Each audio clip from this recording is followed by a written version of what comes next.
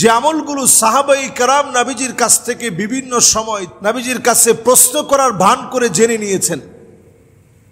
সাহাবায়ে কেরামের একটা আখলাক ছিল, প্রশ্ন করার ভান করে নবীজির কাছে যাইতেন, নিজের বিষয়টা উপস্থাপন করতেন যাতে করে নিজের ইসলাহ হওয়াটা সহজ হয়। নবীজিও সাহাবায়ে কেরামের কন্ডিশনের উপরে আমলটা বাতলে দিতেন।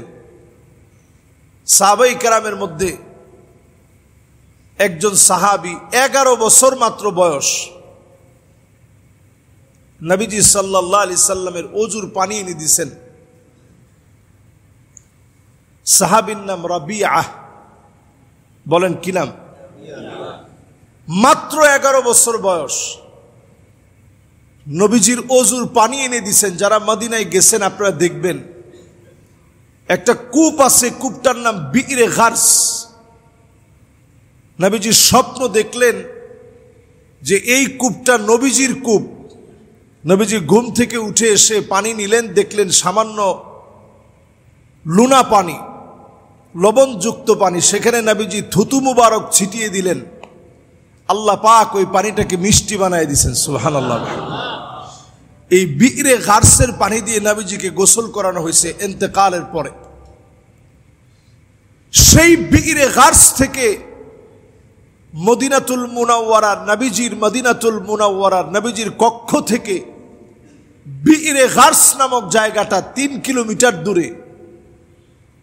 এই 3-4 কিলোমিটার দূরে সেই সময়ের মরুময় পথ পেরিয়ে 11 বছরের ছোট্ট একটা বালক পানি আনার জন্য চলে গেছে, নবীজির খিদমতে একটু পানি নিয়ে আস। আল্লাহর নবী ওযু করলেন। রাবিআত ইবনে কাব আল-আসলামী নবীজির ওযুর পানিটা এগিয়ে দিলেন। নবীজি ওযু করলেন। আল্লাহর নবীর মন ভরে গেছে। আদর করে মহব্বতের কণ্ঠে বললেন, রাবিআ, তুমি আমার কাছে কিছু একটা চাও। চাইতে দেরি হবে, দিতে দেরি হবে না। নগদ কিছু একটা চাও। রাবিআ কোনো কথা বলে নাই, দুনিয়ার কোনো জিনিস চায় নাই। আল্লাহর নবী বলা মাত্র বললেন, আসআলুকা মুরাফাকাতুকা ফিল জান্নাহ, আসআলুকা মুরাফাকাতাকা ফিল জান্নাহ। অন্য কোনো কিছু আপনার কাছে চাই না, ও নবী আপনার কাছে চাই আল্লাহর জান্নাতে একসঙ্গে থাকব, আপনার সঙ্গে সঙ্গী হব। আল্লাহর কাছে দোয়া করবেন আমাকে যেন কাল কিয়ামতের দিন আপনার সঙ্গে জান্নাতে সঙ্গী বানায় দেয়। নবীজি বললেন, ঠিক আছে, এটা তো আখিরাতের জন্য দোয়া করলা, নগদ তুমি কিছু একটা চাও, আমি তোমার নগদ কিছু একটা দিতে চাই। এত দূর থেকে কষ্ট করে পানি আনছো। ছোট্ট সাহাবী, আপনারা দেখবেন নিশ্চয়ই, এখন তো আমরা যারা আজান শুনি, আজানের মধ্যেও দেখবেন মদিনার যে দৃশ্যগুলো দেখায়, সিলভার কালার যে গম্বুজগুলো আছে দেখবেন, সবুজ গম্বুজের পাশে এইখানে আসহাবে সুফফার সাহাবীরা এখানে থাকতেন, যাদের ঘর বাড়ি কিছুই নাই, মসজিদে ঘুমাইতেন।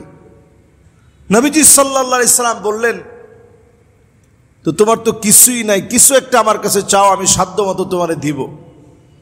সাহাবী বললেন, নবী কিছুই চাই না, আমি চাই আল্লাহর জান্নাতে আপনার সঙ্গে একসঙ্গে মেহমান হব। আল্লাহু আকবার।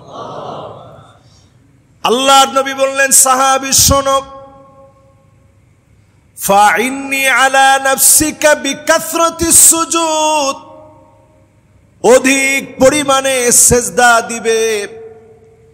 তুমি যখনই সময় পাবে আল্লাহ পাককে অধিক পরিমাণে সেজদা দিবে। অধিক পরিমাণে যারা সেজদা দিবে নবীর সঙ্গে মালিক সঙ্গী বানায় দিবে। অধিক পরিমাণে সেজদা দেওয়া শিখেন।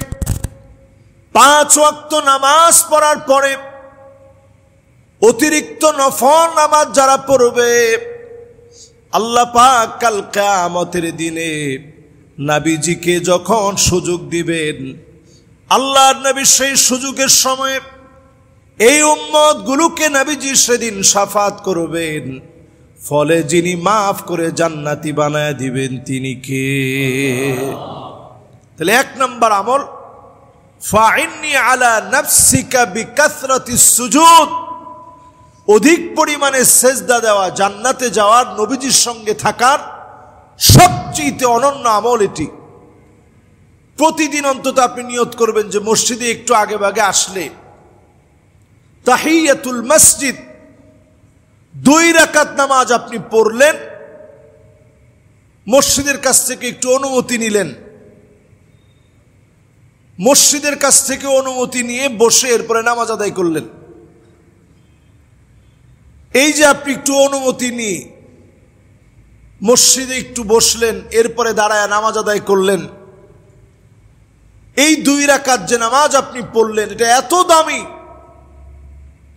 বেলাল রাদিয়াল্লাহু তাআলা আনহু আল্লাহর কাছে দামি হয়েছে এই ইবাদতটার কারণে। বলেন আল্লাহু আকবার। বেলাল রাদিয়াল্লাহু তাআলা আনহুকে চিনি না এমন কেউ কি এখানে আছি? সবাই আমরা চিনি। উনি কি ছিলেন?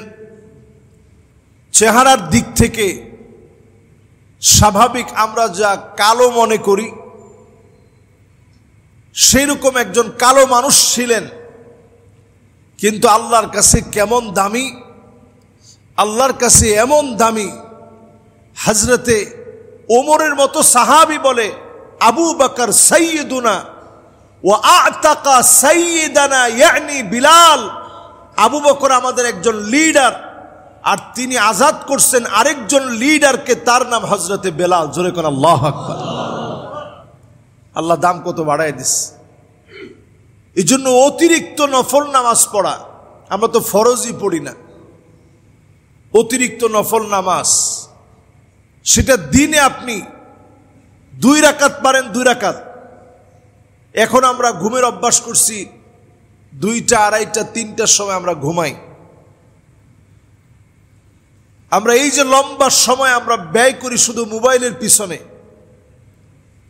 ঘুমানোর আগে 10টা, 10:30টাও যদি আপনি ঘুমান, আপনি 2 রাকাত করে 4 রাকাত, 2 রাকাত 2 রাকাত 2 রাকাত করে যতটুকুন পারেন একটু পড়ে এরপরে ঘুমান। এই অতিরিক্ত নামাজের কারণে নবীজির সঙ্গে আল্লাহর জান্নাতে আপনি মেহমান হবেন। সুবহানাল্লাহ। 2 নম্বর আমল নবী সাল্লাল্লাহু আলাইহি সাল্লাম আমাদেরকে শিখিয়েছেন, আকসারুহুম আলাইয়া সালাত, অধিক পরিমাণে নবী করিম সাল্লাল্লাহু আলাইহি ওয়াসাল্লামের উপরে দরুদ শরীফ পড়বেন, জুমাবারে বেশি করে দরুদ পড়বেন। আকসারুহুম আলাইয়া সালাত, যেই লোকটা অধিক পরিমাণে দরুদ শরীফ পড়বে নবীজির সবচাইতে কাছাকাছি আল্লাহ বাড়ি বানায়া দিবে।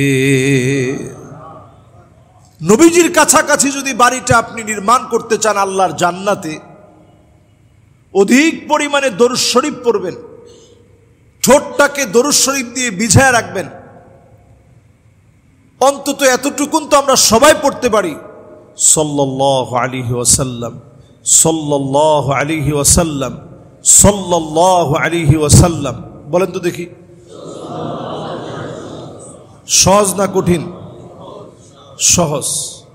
দরুদ শরীফটা সব সময় পড়বেন, জবানের মধ্যে দরুদ শরীফ দিয়ে ভিজায় রাখবেন।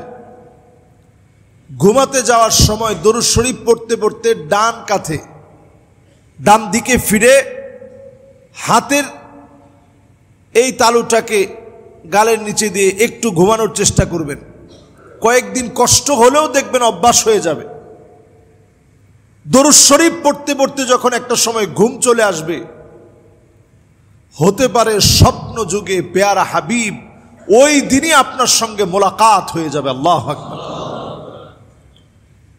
যদি মোলাকাত নাও হয়, নবীজি সাল্লাল্লাহু আলাইহি সাল্লামের হাদিস অনুযায়ী আল্লাহর জান্নাতে নবীজির সাথে সবচেয়ে নিকটবর্তী বাড়িটা যাদের হবে তারা হবে ওই সমস্ত আল্লাহর গোলাম যারা দরুদ শরীফটা অধিক পরিমাণে পড়েছে। সুবহানাল্লাহ।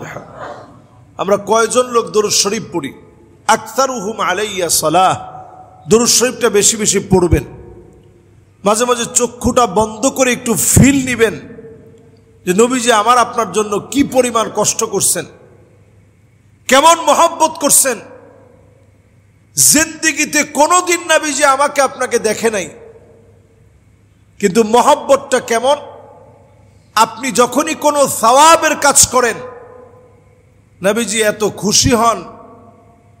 নবীজি হাদিসের মধ্যে বলতেছেন ফাহামিদুল্লাহ, আমি নবী আল্লাহর কাছে ওই উম্মতের জন্য শুকরগুজারি আদায় করি। আল্লাহু আকবার। আর যখন আপনি একটা গুনাহ করে ফেলেন নবীজি আল্লাহর কাছে মাফ চায়, আল্লাহ আপনি আমার উম্মতরে মাফ করে দেন। আপনি সওয়াবের কাজ করলে নবীজি খুশি হয়ে আল্লাহর প্রশংসা আদায় করে। সেই নবীজির নামে দরুদ শরীফ পড়বেন। সাল্লাল্লাহু আলাইহি ওয়াসাল্লাম, সাল্লাল্লাহু আলাইহি ওয়াসাল্লাম, সাল্লাল্লাহু আলাইহি ওয়াসাল্লাম। জবানের মধ্যে এটা চালু করে ফেলবেন।